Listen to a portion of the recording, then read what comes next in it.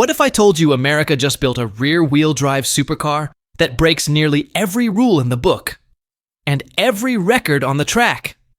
This isn't science fiction. This isn't a concept car. It's real. It's twin turbocharged. And it's about to change the game. Meet the 2025 Chevrolet Corvette ZR1, the most powerful, most extreme Corvette ever made.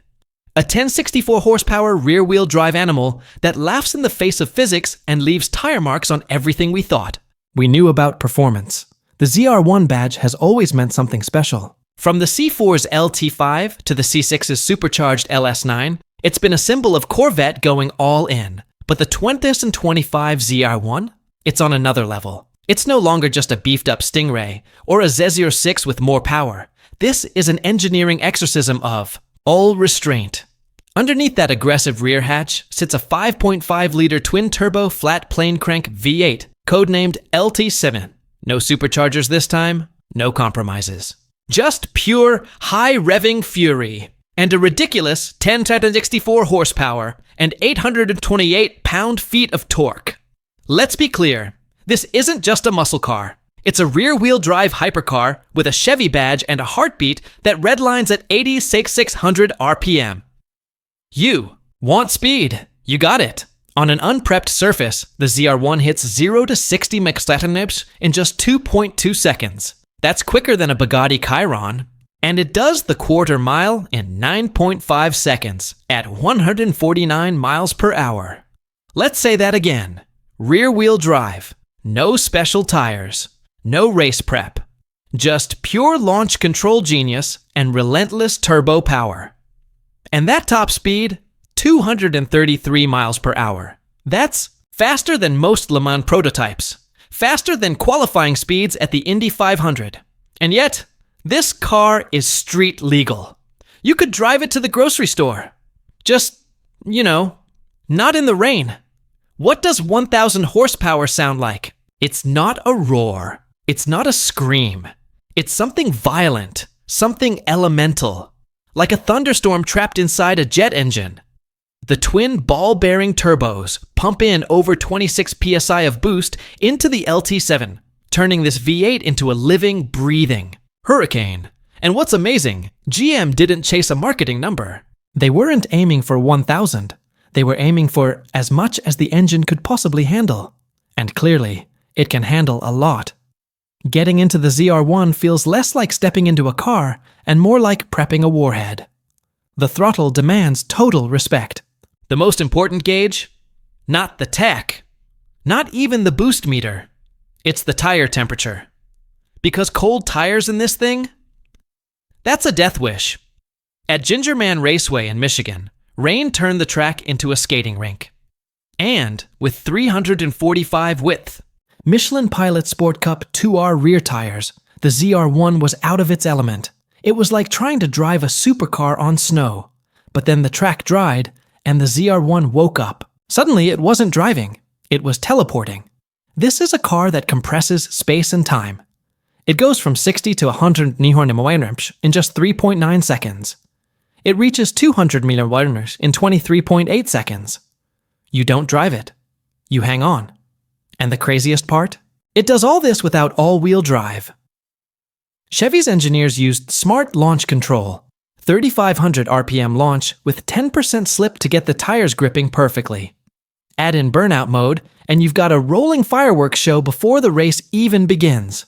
Make him. No mistake. The ZR1 is built for domination. Spec it right, and it becomes a razor-sharp track weapon. Add carbon fiber wheels, 13,995. ZTK Performance Package, $1,500. Carbon Aero Pack, $8,399. And you get over 1,200 pounds of downforce at speed. That massive rear wing. It's not just for show. Neither is the vented split rear window, which guides airflow like a fighter jet's stabilizer. But not all is perfect. Despite its supercar power, the ZR1 still weighs 3,031 pounds. That's 165 more than the Z06. It stops from 70 mph in 140 feet, which isn't terrible, but not world-class. On the skid pad, it pulls 1.113G, again, impressive, but not quite as sharp as the Z07 package Z06, which hits 1.16G. In other words, the ZR1 is about speed in a straight line and dominating corners with raw power and downforce. But it won't outdance a McLaren or a Porsche on a tight, technical course. Here's the price of that power. 12 mph in the city, 18 on the highway. On track? It burns through a full tank in about 50 miles. One test drive, including a 5-mile cruise from the gas station, averaged under 4 mpg. No, that's not a typo. You'll be living at the pump. And don't forget the $3,000 gas guzzler tax on the sticker. Inside, the ZR1 keeps things familiar. It looks a lot like a Z06 or Stingray. Our test car was a stripped-down 1LZ spec. No heated seats, no luxuries, no distractions. But what it does have is unique. A boost gauge and a special top speed mode for the stability system. This isn't a luxury car. It's not pretending to be. It's a tool, a weapon, a machine built for one thing: going fast. Back in 2009, the C6 ZR1 had 638 horsepower, and Chevy was terrified it was too much. Now, in 2025, we have a ZR1 with 1064 horsepower, rear-wheel drive, launch control, and burnout mode. And it doesn't just work, it thrives. The old rulebook is gone. No front engine, no push rods, no limits. The ZR1 was born for boost, engineered to be brutal. And it's here to prove that America still knows how to build a wild, unapologetic, tire-shredding supercar. Will this much power ever be mainstream? Probably not. But it doesn't matter, because the 2025 ZR1 isn't trying to be normal, it's trying to be legendary. The 2025 Corvette ZR1 isn't just a new car. It's a turbocharged declaration of war. It's loud, it's raw, it's American. Performance at its absolute limit, and if you've got the courage, and about 178th, 195, you can walk into a Chevy dealership and drive one home. Just be careful with the throttle.